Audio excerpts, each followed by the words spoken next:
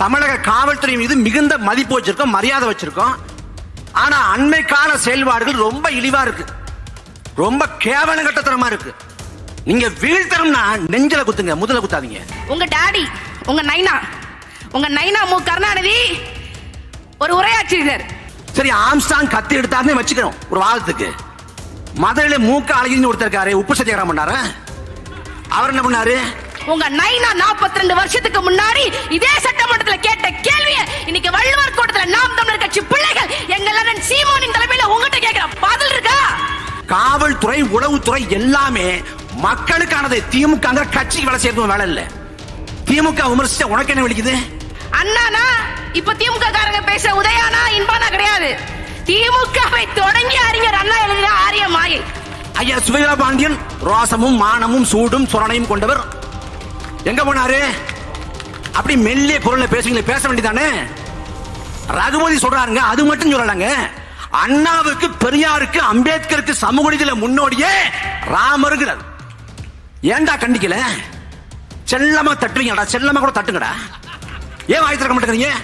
என்னடா பட்டத்து இளவரசருக்கு எதிராக சீனியர்களா சதி திட்டம் தீட்டுறாங்களோ அப்படி நான் நினைச்சேன். ஆனா இந்த அரசுக்கு, இந்த துப்புகட்ட, மானங்கட்ட, கேடுகட்ட, இன்னும் பலகட்ட அரசுக்கு அதுக்கு யோக்கியதை இல்லையே. 300 நாட்கள்ல 595 படுகொலைகள். ஜனவரி மாசம் மட்டும் 80 படுகொலை நடந்திருக்கு. சட்டம் ஒழுங்கு சீர்கேட்டு இருக்கு அப்படின்னு சொன்னா ஸ்டாலின் என்ன சொல்லுவாரு? நான் சட்டையை ஒழுங்கு அயன் பண்ணி தானே போட்டிருக்கேன், ஏன் எல்லாரும் சட்ட ஒழுங்க பேசுறாங்க? அவருக்கு அவ்வளவுதான் ஐக்கியூ. கரும்பு காட்டுக்குள்ள கான்கிரீட் போன அறிவாளி எல்லாம் முதலமைச்சரா வச்சுக்கிட்டு ரெட் பிக்சல் ஊடகம், அந்த ஊடகத்துக்கு முடக்கம் நினைக்கிறேன். ஏன் முடக்கணும்னா அவர் ஏன் கைது பண்ணீங்கன்னா, சவுக்கு சங்கர் பேசினார்ல, பேசினப்ப எதுக்கு வந்து தலையாட்டிட்டார். நீதிமன்றத்தால் தண்டனை குற்றவாளி என்று அறிவிக்கப்பட்டு 3 ஆண்டு சிறை தண்டனை வழங்கப்பட்ட அவரை ஏன்டா கைது பண்ணல? திமுக விமர்சிச்சிட்டான், முதலமைச்சர் ஸ்டாலின் விமர்சிச்சிட்டான்னு கைது பண்ற நீ, நீதிமன்றத்தால் தண்டனை குற்றவாளி என்று அறிவிக்கப்பட்ட ராஜேஷ் தாஸை 11 மாசம் கைது பண்ணல. அதானி சூரிய மின்சார பூங்காவில் இந்த தமிழ்நாடு அரசு ஒவ்வொரு யூனிட்டுக்கும் 7 ரூபாய் கொடுக்குது. 7 ரூபாய் 25 ஆண்டுகள் ஒப்பந்தம். ஏன் அப்பா வீட்டு காசு நீ கொடுக்குற? உங்க அப்பா கலவாசலிக்கே சேர்த்து வச்சாரு, அந்த காசா ஒவ்வொரு யூனிட்டுக்கு 5 ரூபாய் கூட்டி கொடுக்குற? கையை ஒடிக்குது, காலை ஒடிக்குது, கேட்டா பாத்ரூம்ல வலிச்சு விழுந்தாங்க. ஏன் ஒரு காவல்துறை அதிகாரி கூட அந்த பாத்ரூம்ல வலிச்சு விழ மாட்டேங்கிறாங்க? அதென்ன வித்தியாசமான பாத்ரூமா இருக்கு? கைதினா வெடிச்சு விட்டுறது காவல்துறை அதிகாரி சலிட்டு போடுதா? கோயிலுக்கு குடும்பத்தோடு போற ஆளை கண்காணிச்சு கைது பண்ற அரசு, காவல்துறை, உளவுத்துறை, இளவுத்துறை எல்லாம் ஆம்சாங்க்கு உயிருக்கு அச்சுறுத்தல் இருக்குன்னு ஏன் சொல்லல? அகண்ட விரிஞ்ச காவிரி குறுகி போகுது. திருக்குவளையில பிறந்து மஞ்சப்பை எடுத்துட்டு திருக்குறையில சென்னைக்கு வந்த கருணாநிதியின் சொத்து பட்டியல் 30,000 கோடிக்கு மேல போகுது. அதுக்கு என்ன பதில் இருக்கு? எவ்வளவு ஆட முடியுமோ ஆடுங்க, அப்பாரு மகனும் ஆடுங்க, வானத்துக்கும் பூமிக்கும் குதிங்க, எல்லாரும் தூக்கி உள்ள போடுங்க. 2026ல கெஞ்சி கதற விடுவோம்.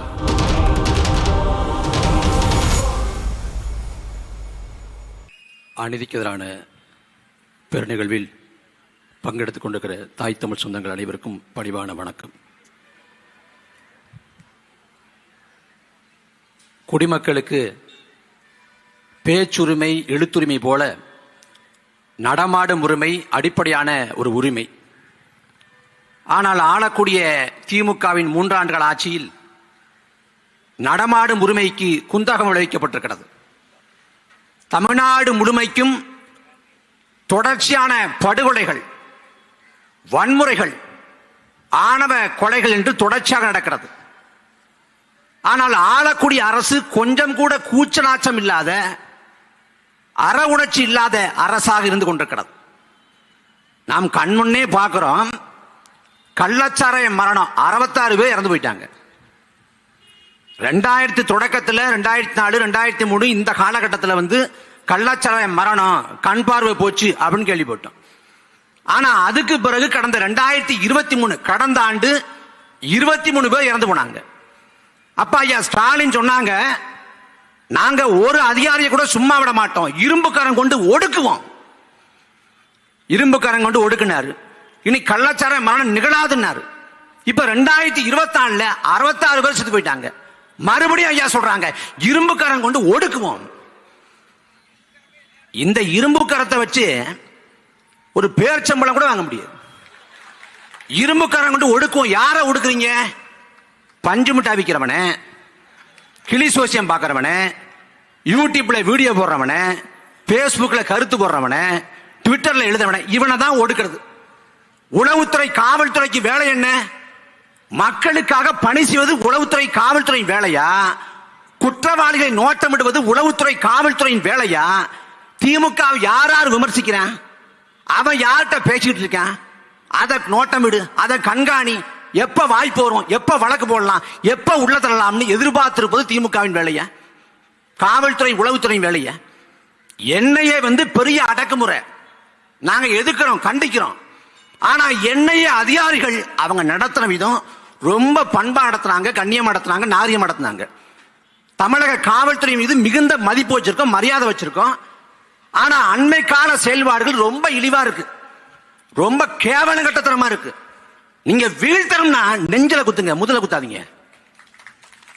வழக்கு போடுவீங்க, வழக்க போடுங்க, குண்ட சடத்தை பாச்சுங்க, இந்த கர்மத்தான பண்ணுவீங்க, அதை பண்ணுங்க. ஏன் இந்த கேவலத்தனமான வேலை? ஒரு போராட்டம் நடக்குதா, போராட்டத்துக்கு காவல்துறை குவிக்கிறது, யார் யார் எங்க கலந்துக்கிறாங்க அதை நோட்டம் பெறுறது. ஆனா முக்கியமான பிரச்சனை கோட்டை விடுது. 66 பேர் செத்து போனதுக்கு தார்மீக பொறுப்பேற்க வேண்டியவர் தமிழ்நாட்டின் முதலமைச்சர் ஸ்டாலின். ஏன்னா முதல்ல சுரேஷ்னு ஒருத்தர் முதலா இறந்து போறாரு. இறந்து போன உடனே அடுத்த 2 பேர் இறந்து போறாங்க. முதல் நாள்ல 3 பேர் இறந்து போறாங்க. அந்த சமயத்துல என்ன சொல்லி மூடி மறைக்கப்படுதுன்னா, இது கள்ளச்சாராய மரணம் இல்ல, வாந்தி வலிப்பு இறந்து போயிட்டாங்க அப்படின்னு மூடி மறைக்கப்படுது. ஏன்னா அந்த 3 பேர் தான் செத்து போறாங்க, இதை மூடி மறைச்சிருவோம், கள்ளச்சாரம் சொல்ல வேண்டாம் அப்படின்னு. அடுத்தடுத்து சாவு பிறகுதான் கள்ளச்சார மரணம் சொல்றாங்க. அந்த முதல்ல இறந்து போன சுரேஷ்ங்கிற மரணத்துக்கு இறுதி சடங்கு வந்தவன்லாம் இந்த கள்ளச்சாரத்தை குடிச்சிருக்கான். அப்ப அந்த சமயத்துல உளவுத்துறை காவல்துறை கொஞ்சம் மேலும் வெளிப்பட்டு செயல்பட்டு இருந்தாலே இத்தனை உயிரிழப்பு ஏற்பட்டிருக்காது. முதல் நாள் அந்த இறுதி சடங்கு போனவன் 40 பேர் குடிச்சிருக்கான். அப்படி குடிச்ச 66 பேர் செத்து போயிட்டான். கள்ளச்சாரை மரணத்தால 66 பேர் செத்து போனதுக்கு காரணம் அரசு. உடனே சொல்லுது, இது டாஸ்மாக்ல உள்ள அந்த சரக்குல கிக்கு இல்ல. ஏன் நீங்க வேணா நீங்க ஏதாவது காட்சி நீங்களே கொடுத்து விடுங்க. டாஸ்மாக் சாரத்தை கிக்கு இல்ல, அதனால தேடி போறான்னு. நாங்க டாஸ்மாக் மதுபான கடையை மூட சொன்னா அரசு என்ன சொல்லுது? மதுபான கடையை மூடினா கள்ளச்சாரம் பெருகிடுங்குது. மதுபான கடையை மூடினால் கள்ளச்சாரம் பெருகாது, மதுபான கடை இருப்பதால் தான் கள்ளச்சாரம் பெருகுது. ஏன்னா நீ குடி நோயாளியா மாத்திட்ட. குடி நோயாளியா மாத்தி காலையில பொழுது புலந்த உடனே குடிக்கிறான், பொழுது சாஞ்ச உடனே குடிக்கிறான், மதிய வேளையா குடிக்கிறான், எல்லாத்துக்கும் குடிக்கிறான். 7 மணியான கை நடுக்க ஆரம்பிச்சது, குடிக்காம இருக்க முடியல. அப்படி குடி நோயாளியாக மாறி போன ஒருத்தன் வேலைக்கு போறதில்லை, வீட்டுல காசு இல்ல, அப்ப பொண்டாட்டி இருக்க பணத்தை பறிக்கிறான், இல்ல நகையை பறிக்கிறான், இல்ல தாலி அறுக்கிறான். ஒண்ணுமே இல்லையா 20 ரூபா 30 ரூபா வாசல்ல நின்று இல்ல சாலையில நின்று பிச்சை எடுக்கிறான். அப்படி 30 ரூபா 40 ரூபா தேத்தி 120 ரூபா 130 ரூபாய்க்கு குடிக்க முடியலன்னா 40 ரூபாய்க்கு மலிவு விலை சாராயத்தை நாடுறான். அந்த மலிவு விலை சாராயம் தான் கள்ளச்சாராயம். நீ குடி நோயாளியை உருவாக்கி விட்ட, அவன் கள்ளச்சாரத்தை நாடி போறான். அப்ப மதுபான கடைகளை மூடாது, கள்ளச்சாரத்தை ஒழிக்க முடியாது. இதையும் மூடணும், அதையும் மூடணும். ஆனா இந்த அரசுக்கு இந்த துப்பு கட்ட மானங்கட்ட கேடு கட்ட இன்னும் பல கட்ட அரசுக்கு அதுக்கு யோக்கியது இல்லையே. என்ன அரசாட்சி நடத்துறீங்க? உண்மையிலேயே மக்கள் மீது அக்கறை இருக்குதா? ஆம்ஸ்ட்ராங் எப்படி இறந்து போறாரு? ஒரு போராட்டத்துக்கு போறப்ப அவ்வளவு காவல்துறை கண்காணிக்குது. வடலூர்ல ஒரு ஆர்ப்பாட்டம், நாம் தமிழர் கட்சியோட தலைமை செயலாளர் அண்ணன் செந்தில் அங்க போறாங்க. ஆர்ப்பாட்டம் தள்ளி வைக்கப்படுது, காவல்துறை கெடுபிடி பண்ணதால. சரி முறையா பண்ணுவோம்னு சொல்லிட்டு ஆர்ப்பாட்டத்தை தள்ளி வைக்கிறாங்க. தள்ளி வச்ச பிறகு அண்ணன் செந்தில்குமார் அவர்கள் குடும்பத்தோட கோயிலுக்கு போறாரு, வடலூர் நோக்கி. கோயிலுக்கு போறவரை கண்காணிச்சு அவர் அலைச்சையை ட்ராக் பண்ணி எங்க வர்றாரு, இந்த வாகனமா அந்த வாகனமா பிடிங்க அப்படின்னு காவல்துறை கைது பண்ணுதுங்க. கோயிலுக்கு குடும்பத்தோடு போற ஆளை கண்காணிச்சு கைது பண்ற அரசு, காவல்துறை, உளவுத்துறை, இளவுத்துறை எல்லாம் ஆம்ஸ்ட்ராங்க்கு உயிருக்கு அச்சுறுத்தல் இருக்குன்னு ஏன் சொல்லல?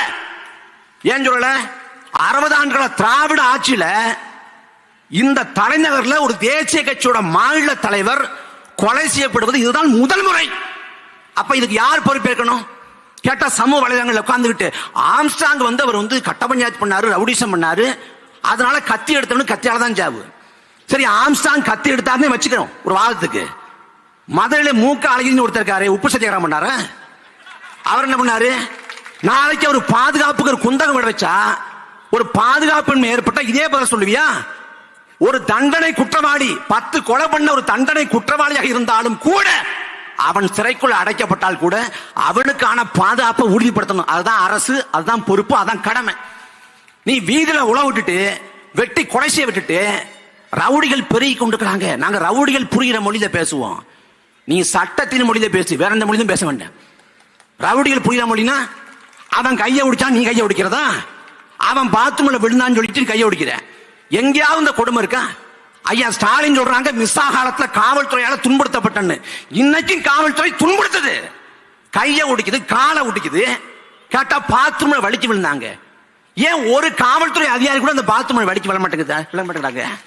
அதென்ன வித்தியாசமான பாத்ரூமா இருக்கு? கைதினா வெடிச்சு விட்டுறது காவல்துறை சொல்லிட்டு போடுதா? என்ன கதையா இருக்கு?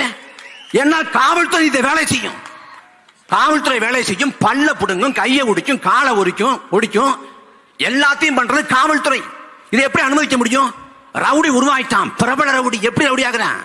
ஒரு கொலை பண்றான், அவன் குற்றஞ்சாட்டப்பட்டு 90 நாட்கள் வரைக்கும் உள்ள இருக்கான். அப்புறம் பெயில வாங்கிட்டு வெளில வர்றான். வெளில வாங்கின வந்த பிறகு அந்த வழக்கு நடக்குது, வழக்குல தண்டனை பெறல, மறுபடியும் ஒரு கொலை பண்றான், 90 நாட்கள் உள்ள போறான், வெளில வர்றான், வழக்கு நடக்குது, அந்த வழக்குலயும் அவன் வந்து தண்டிக்கப்படல, விடுவிக்கப்படுறான்.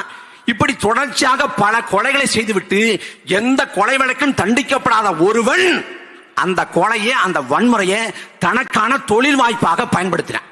அதுக்கு பேர் தான் கூலிப்படை கலாச்சாரம். அவன் தான் ரவுடி. கொலை பண்றப்பவே அவனுக்கான ஆயுள் தண்டனையை நீ உறுதிப்படுத்தி உள்ள போட்டிருந்தா இன்னொருத்தனுக்கு கொலை பண்ணுங்கிற எண்ணமே வந்திருக்காது. நீ உலக விட்டுவிட்டு திடீர்னு என்கவுண்டர் பண்ணிட்டார். என்கவுண்டர் பண்ண உடனே ஒளிஞ்சிருமா எல்லாமே? எதுக்கு? காவல்துறை சிங்கம் படம் போல செயல்படுத்தான். நாம நம்பணுமா? கேவலங்கட்ட வேலை. காவல்துறை, உளவுத்துறை எல்லாமே மக்களுக்கானது. திமுக கட்சிக்கு வேலை செய்யறது வேலை இல்ல. திமுக விமர்சிச்ச உனக்கு என்ன விളിக்குது? இடிப்பாறை இல்லா ஏமாற மன்னன் கெடுப்பாறை இல்லாம் கெடும் வள்ளுவன் சொல்றேன். இதுக்கு கருணாநிதி எழுதிய பொழிப்புரை, ஒரு ஆட்சி மீதான குறையை உணர்த்துவோர் இல்லாத அரசு கெட்டு போகுங்கிறார். கருணாநிதியை விமர்சிச்சு சொல்லறாங்கிறாரு. ஆனா ஐயா ஸ்டாலினுக்கு ஏற மாட்டேங்குதே. ஆட்சியை குறை சொல்லக்கூடாதுங்க. இது வந்து திராவிட மாடல் ஆட்சி. என்ன திராவிட மாடல் ஆட்சி? 10 நாளைக்கு முடி ரகுபதி சொல்லிட்டாரு, இந்த திராவிட மாடல் ஆட்சிக்கு முன்னோடியே ராமர் தாங்க. என்ன கூத்துன்னா, ராமரை பாஜக கையில் எடுக்காம விட்டுட்டான். ஜெய் ஸ்ரீராம் சொன்னவரு ஜெய் ஜெகநாத்ங்கிறாரு. யாரு? ஐயா மோடி ஐயா. அயோத்தியில வந்து பாஜக வந்து தோத்து போகுது, பைசாபாத் பார்லிமெண்ட் தொகுதியில் தோத்து போகுது. இனி ராமர் அரசியல் ஈடுபடாது, ராமரை கழட்டி பண்ணி முடிவு பண்ணிட்டு அவன் ஜெய் ஜெகநாத்ன்ட்டான். அவனே ராமரை விட்டுட்டான், இவன் தூக்கி பிடிக்கிறாங்க. ஐயா சுபைரா பாண்டியன் ரோசமும் மானமும் சூடும் சொரணையும் கொண்டவர் எங்க போனாரு? அப்படி மெல்லிய குரல்ல பேச வேண்டியதானே? ரகுபதி சொல்றாருங்க, அது மட்டும் சொல்லலாங்க. அண்ணாவுக்கு, பெரியாருக்கு, அம்பேத்கருக்கு சமூக நீதியில முன்னோடியே ராமருங்கிறார். ஏண்டா கண்டிக்கல? செல்லமா தட்டுவீங்கடா, செல்லமா கூட தட்டுங்கடா. ஏன் வாய் திறக்க மாட்டேங்கிறீங்க? அப்ப என்ன? ரஞ்சித் சங்கி, இவர் சங்கி, அவர் சங்கி. ரகுபதி யாரு? ரகுபதி பேசிய கருத்து அவர் தனிப்பட்ட கருத்து என்றால் திமுகவின் தலைமை ஏன் கண்டிக்கல? ஏன் கண்டிக்கல? இந்த கோட்பாட்டு வேஷம் போட்டுக் கொண்டிருக்க பிஜேபி முத்திர குத்துற. யாரு பிஜேபி பேச வாங்கடா வாங்கடான்னு கூப்பிட்டு நாங்களும் கலைச்சு போயிட்டோம். உனக்கு பேச இங்க எல்லாம் பிரச்சனையா இருக்கா? இன்செக்யூரிட்டியா இருக்கா? அறிவாலயத்துக்கு போவா, கலைஞர் தொலைக்காட்சி பேசுவோம். யார் பாஜக ஆதரிச்சது, இந்த மண்ணுக்கு மக்களுக்கு பாதகம் விளைவிச்சது யார்? பேசுவோம். நாம் தமிழக கட்சி இந்த மண்ணுக்கு மக்களுக்கு ஒரு விரோதம் பண்ணலங்க, ஒரு விரோதம் பண்ணல. ஆனா முழுக்க அத்தனை பாதகத்தையும் அத்தனை துரோகத்தையும் செஞ்சது இந்த கேடுகட்ட திமுக. திடீர்னு பார்த்தா நாங்க வந்து இவங்களெல்லாம் விட மாட்டோம், ஒடுக்குவோம். ரெட் பிக்சல் ஊடகம், அந்த ஊடகத்துக்கு முடக்கம் நினைக்கிறேன். ஏன் முடக்கணும்னா, அவர் ஏன் கைது பண்ணீங்கன்னா, சவுக்கு சங்கர் பேசினார்ல, பேசினப்ப எதுக்கு வந்து தலையாட்டிட்டார். அதாவது சட்டத்தில் என்னன்னா, அவதூறான கருத்தை மேற்கோள் காட்டி பேசினா கூட வழக்கு கிடையாது. கருணாநிதியை பத்தி வைகோ பேசினதை இப்ப நான் மேற்கோள் காட்டி பேசினா வழக்கு கிடையாது. இதுதான் சட்டம். ஆமோதிச்சதுக்கெல்லாம் அமமுக வழக்கு போட முடியாது. ஆனா டெல்லிக்கு விரைந்து பெலிக்ஸ் கைது பண்ணி உள்ள போறான். நான் என்ன கேட்கிறேன், பெண் காவல்துறை அதிகாரிகிட்ட தப்பா நடந்துட்டாரு ராஜேஷ் சாஸ்திரி, காவல்துறை அதிகாரி. அதிமுக ஆட்சியில சிபிசிஐடி வழக்கு நடத்தி அந்த வழக்கு விழுப்புரம் முதன்மை நீதிமன்றத்துக்கு போய், விழுப்புரம் குற்றவியல் நடுவர் நீதிமன்றம் போய், சென்னை உயர்நீதிமன்றம் போயின்னு 3 நீதிமன்றம் அவருக்கான தண்டனையை உறுதி செய்கிறது. 10 ஆண்டு 3 ஆண்டுன்னு 3 நீதிமன்றம். அவர் கடந்த மே 17ஆம் தேதி தான் ஜாமீன் வாங்குறாரு, ஸ்டே வாங்குறாரு. அதுக்கு இடைப்பட்ட காலத்துல 11 மாதங்கள் நீதிமன்றத்தால் தண்டனை குற்றவாளி என்று அறிவிக்கப்பட்ட ராஜேஷ் தாஸ இந்த காவல்துறை, இந்த உளவுத்துறை, இந்த திமுக அரசு, இந்த முதலமைச்சர் ஸ்டாலின் எதுவுமே பண்ணல. நீதிமன்றத்தால் தண்டனை குற்றவாளி என்று அறிவிக்கப்பட்டு 3 ஆண்டு சிறை தண்டனை வழங்கப்பட்ட அவரை ஏன்டா கைது பண்ணல? திமுக விமர்சிச்சிட்டான், முதலமைச்சர் ஸ்டாலின் விமர்சிச்சிட்டான்னு கைது பண்ற நீதிமன்றத்தால் தண்டனை குற்றவாளி என்று அறிவிக்கப்பட்ட ராஜேஷ் தாஸை 11 மாசம் கைது பண்ணல. ஏன் கைது பண்ணல? இதுதான் திராவிட மாடல். இந்த கேடுகட்ட ஆட்சி முறைக்கு பேர் தான் திராவிட மாடல். 24 ஓட்டு போட்டது பிஜேபி மேல கடுப்புல, 26 ஓட்டு போட போடுறது திமுக மேல உள்ள கடுப்புல. எவ்வளவு ஆட முடியுமோ ஆடுங்க, அப்பாரும் மகனும் ஆடுங்க, வானத்துக்கும் பூமிக்கும் குதிங்க, எல்லாரும் தூக்கி உள்ள போடுங்க. 2026 கெஞ்சி கதற விடுவோம். கருணாநிதி ஆட்டம் போட்டார், ஆட்டம் போட்ட விளைவாக கடந்த கால தவிர்க்கு மன்னிப்பு கேட்கிறேன் மன்னிப்பு கேட்டார் ஸ்டாலின். அதே நிலையை உருவாக்கும். எத்தனை அடக்குமுறைகள், எத்தனை அவதூறு பரப்புரைகள் வந்தாலும் எதிர்த்து நிற்போம். நாங்கள் தலைவர் பிரபாகரன் பிள்ளைகள். சத்தியம் நமக்கு சாட்சியாக இருக்கிறது, வரலாறு நமக்கு வழிகாட்டியாக இருக்கிறது. நாம் துணிந்து போராடுவோம். வரும்போதே அன்பண்ண சொன்னாங்க, நன்றி வணக்கம் மட்டும் சொல்லிட்டு வந்துரு அப்படின்னு சொன்னாங்க. நான் வெப்பன்ஸ் மட்டும் காமிச்சிட்டு வந்துடுறேனே அப்படின்னு சொல்லியிருக்கேன்.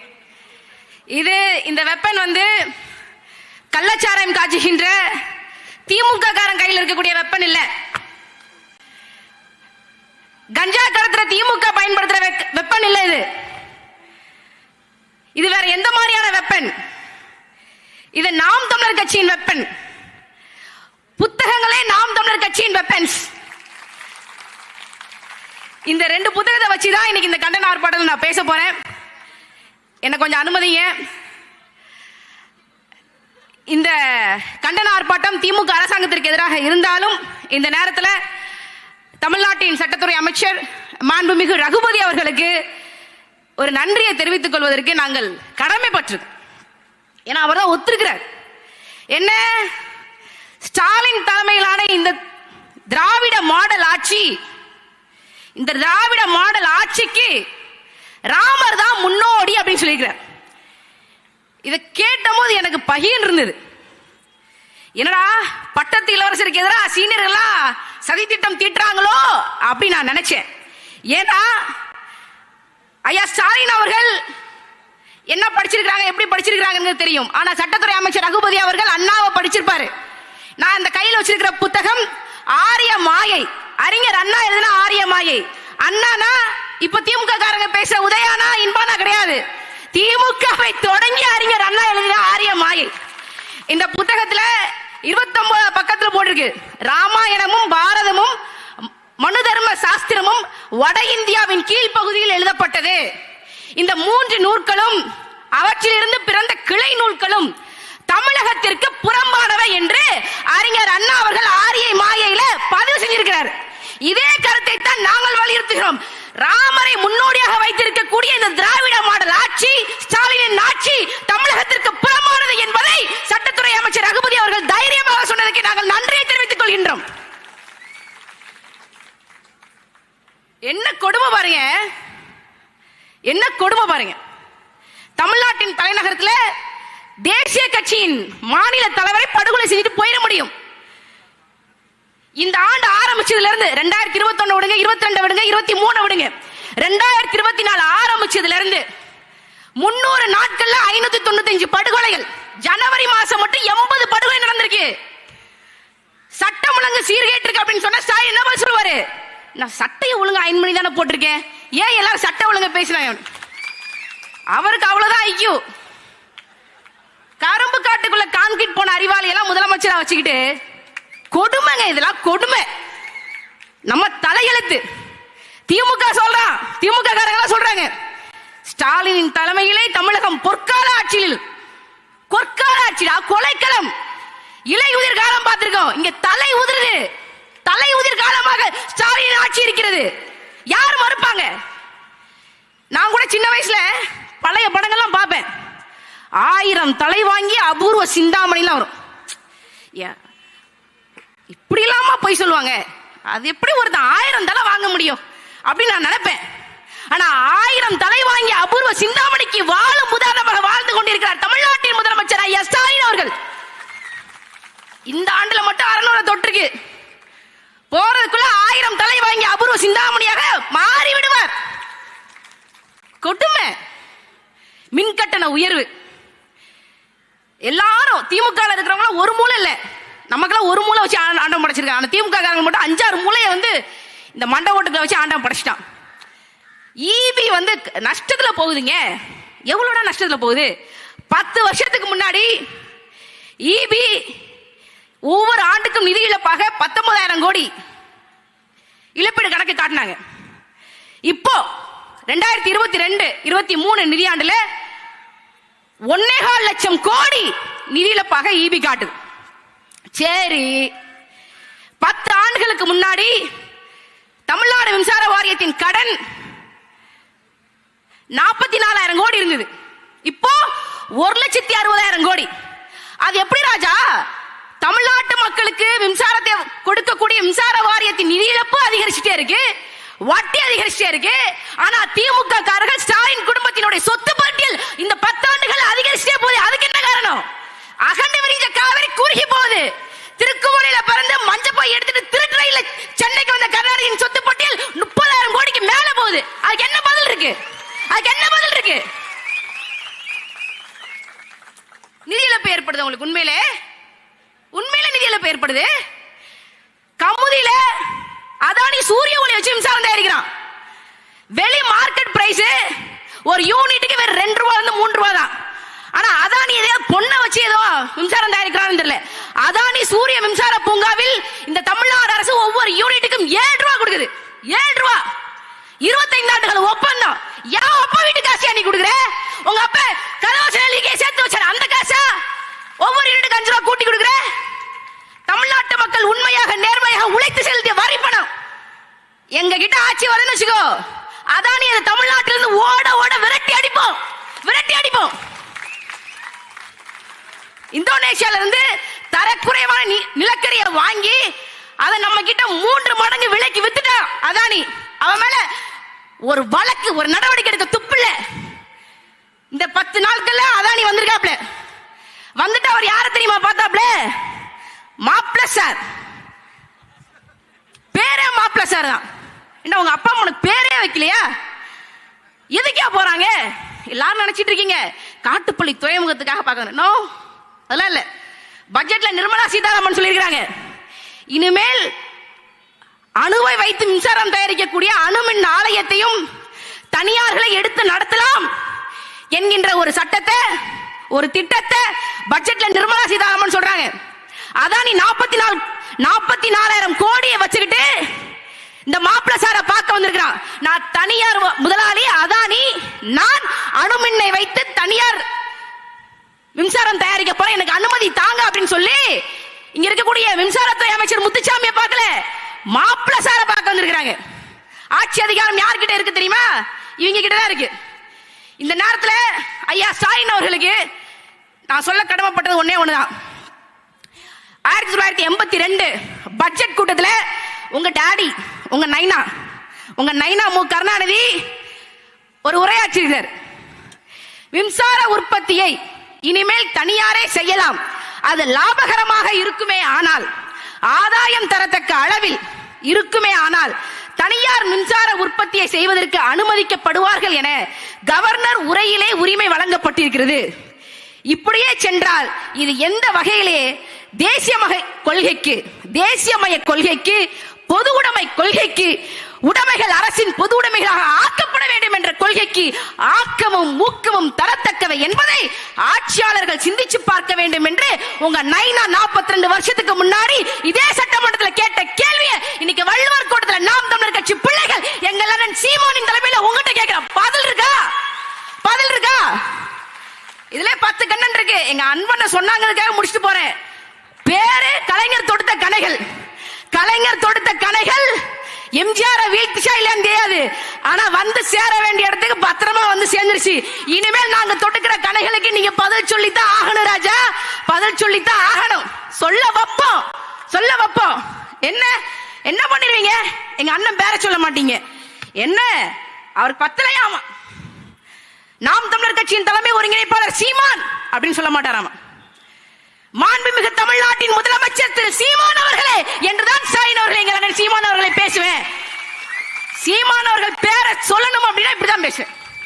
ஐயா ஸ்டாலின் அவர்களே, உங்க வாழ்நாளுக்குள்ள உங்க வாயை திறந்து தமிழ்நாட்டின் முதலமைச்சர் மாண்புமிகு திரு சீமான் அவர்களே என்று உங்களை சொல்ல வைக்கல, சொல்ல வைப்போம். நன்றி, வணக்கம். நாம் தமிழர்.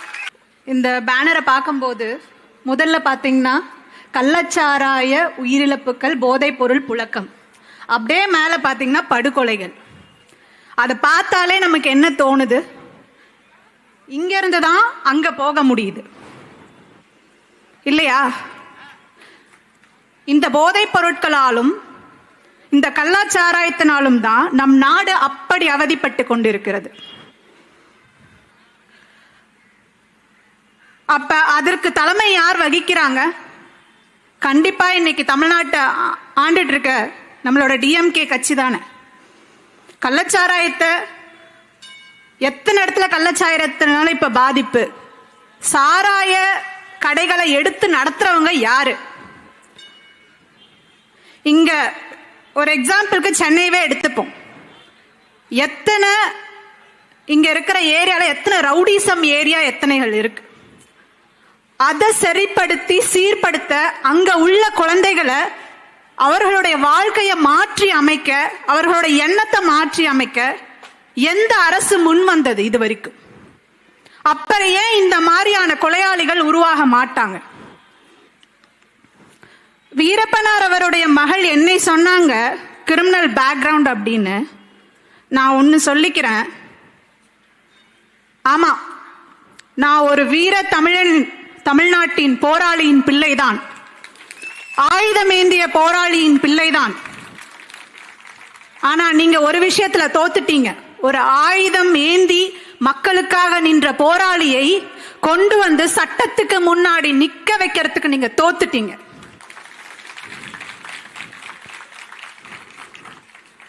ஆனா இன்னைக்கு நீங்க என்ன பண்ணிட்டு இருக்கீங்க? இந்த மாதிரி கொலைகளை செய்கின்ற ரவுடிசம் எப்படி பண்றாங்க? ஊர் தெரியாது, பேர் தெரியாது, பணம் கிடைச்சா போதும், பேர் கிடைச்சா போதும், யார வேணாலும் வெட்டி போடுவேன், எந்த காரணமும் தேவையில்லை. பணம் ஒன்றுதான் காரணம், குடி ஒன்றுதான் காரணம், தேவை ஒன்றுதான் காரணம். எங்க போயிட்டு இருக்கு நம் மனித சமூகம்? இதை சிந்தித்துதான் இத்தனை போராளிகளும், இத்தனை சுதந்திர இந்த நாட்டினுடைய தியாகிகளும் இதை சிந்தித்துதான் தன்னுடைய உயிரை இழந்தாங்களா? யோசித்து பார்க்க வேண்டும். இன்னைக்கு நினைச்சிட்டு இருக்கீங்க இந்த நாட்டை ஆள்றவங்க தான் ராஜா, என்ன மீறி எதுவும் இல்லைன்னு. நான் ஒன்னு சொல்லட்டுமா? நாட்டை ஆண்டுட்டு இருக்கிறவன் ராஜா கிடையாது. நாட்டை பத்தி சிந்திச்சு நாட்டுக்காக ஓடுறவன் தான் ராஜா. அப்படி சிந்திச்சு ஓடிட்டு இருக்கிறவரை தான் என்னோட சித்தப்பா செந்தமிழன் சீமான். அவர் பின்னாடி இன்னைக்கு கைகோர்த்து நிக்கிறதுக்கு, இப்படி உங்களை கேள்வி கேட்கறதுக்கு எனக்கு இந்த வாய்ப்பு கிடைச்சதுக்கு நான் ஒரு தமிழ் போராளியின் பிள்ளையாக பெருமைப்படுகிறேன். அதே போல பாத்தீங்கன்னா மின் கட்டண உயர்வு 40.8% உயர்த்திருக்காங்க. 20 பைசால இருந்து 55 பைசாக்கு உயர்த்தி இருக்கிறாங்க. எத்தனை மின் உலைகள்? எல்லா துறையும் நீங்க தனியாருக்கே கொடுத்துட்டு பேருக்கு நீங்க அங்க பதவியில் அமர்ந்துகிட்டு தனியார் கம்பெனியை வந்து நாட்டை நடத்த வச்சிட்டு இருக்கிறீங்களே, இது நியாயமா? மக்கள் தயவு செய்து சிந்தியுங்கள். வரி கட்டுறோம் யாருக்கு? நியாயப்படி பார்க்க போனா நீங்களுமே இந்த நாட்டை தாரை வாத்து தனியார் கம்பெனிக்கு கொடுத்துட்டு நீங்களும் உங்ககிட்ட கையேந்தி தான் நின்றுட்டு இருக்கிறீங்க. அந்த கொடுமை வந்து இந்த மக்களுக்கு புரியல பாவம். தயவு செய்து மக்கள் இதை யோசிக்க வேணும். சாராயத்தையும் குடிப்பழக்கத்தையும் கஞ்சா போதையையும் பிறக்கிற பிள்ளைக்கு ஊக்குவிக்கிற, கொடுத்து பழகக்கூடிய சூழ்நிலை ஏற்படக்கூடிய ஒரு நாட்டை நடத்தக்கூடிய, ஆளக்கூடிய ஒரு தலைவர் எப்படி அந்த நாட்டுக்கு சரியான தலைவராக இருக்க முடியும்? அடுத்த வர ஜெனரேஷனையே அழிக்கிற வேலை இல்லையா இது? நீ ஏன் மானத்தமிழனா இருக்கிற? குடிபோதையில போய் கொலை பண்ணு, கற்பழி. தமிழ்நாட்டை காப்பாத்தணும்னு நினைக்கிறீங்களா? வளர்க்கணும்னு நினைக்கிறீங்களா? இங்க செழிப்பா மக்கள் வாழணும்னு நினைக்கிறீங்களா? இல்ல இந்த தமிழ்நாடு வந்து மண்ணோட மண்ணா புதையணும்னு நினைக்கிறீங்களா?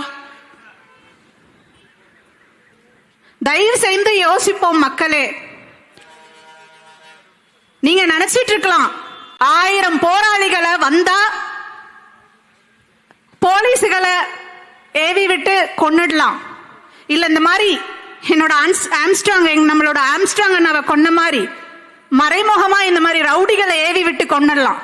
எப்படியா ஒண்ணு உயிர் எடுத்துட்டா போதும், பிரச்சனை தீந்தது. அப்படி இல்லை, அவர்கள் போனா அந்த இடத்துக்கு அடுத்தது நாங்க வரும். நீங்க வந்து தேவைக்காக இங்க வந்து நின்றுட்டு இருக்கீங்க, நாங்க மக்களுக்காகவும் இந்த நாட்டின் உயர்வுக்காகவும் இங்க வந்து நின்றுட்டு இருக்கோம். ரெண்டுத்துக்கும் வித்தியாசம் இருக்கு. உங்களுக்கு உயிர் அப்படின்றது வந்துட்டு எந்த அளவுக்கு பாதுகாப்பா இருக்கணும்ன்றது நீங்க எடுத்துக்கிற அந்த ப்ரொடெக்ஷன், ஒவ்வொரு இடத்துக்கும் போறதுக்கு முன்னாடி நீங்க எடுத்துக்கிற அந்த ப்ரொடெக்ஷன் இதுலயே இருக்கு. ஆனா நாங்க உயிரை இழக்கிறதுக்கும் தயங்காமல் தான் இன்னைக்கு மக்களுக்காக இங்க வந்து நின்றுட்டு இருக்கோம். ரெண்டுத்துக்கும் பெரிய வித்தியாசம் இருக்கு. இதை தமிழ்நாட்டு மக்கள் கண்டிப்பா இன்னைக்கு இல்லை என்னைக்காவது நாங்கள் பேசிக்கொண்டேதான் இருப்போம். நீ ஜாதி வாரியா பிரிச்சு ஆட்டாடு, மத வாரியா பிரிச்சு நீ என்ன வேணாலும் பண்ணு. மின் கட்டண உயர்வின்னு சொல்லிட்டு ஒவ்வொரு இடத்துலயும் என்னோட நிலத்துல நீ வந்து என்னோட நிலத்தை அழிச்சு அந்த மின்ன வந்து உருவாக்கி மத்த நாட்டுக்கு வித்துட்டு இருக்க. அப்படி பண்ணியும் இங்க உள்ள மக்களுக்கு சரியான நியாயமான விலையில உன்னால கொடுக்க முடியல. இதை விட ஒரு கேவலம் என்ன இருக்கு? நீ என்ன வேணாலும் பண்ணு, நாங்கள் உருவாகி கொண்டுதான் வருவோம். போராளிகளின் பிள்ளைகளாகவும் மக்களுக்கான தலைவர்களின் பிள்ளைகளாகவும் என்னுடைய சித்தப்பா செந்தமிழன் சீமான் அவர்களின் பின்னாடி நின்றுட்டு தான் இருப்போம். அவர் சொல்ற பாதையை எடுத்து போய்கொண்டுதான் இருப்போம். எங்கள் பின்னாடி மக்களும் வரக்கூடிய காலம் வெகு தூரம் இல்லை. நன்றி.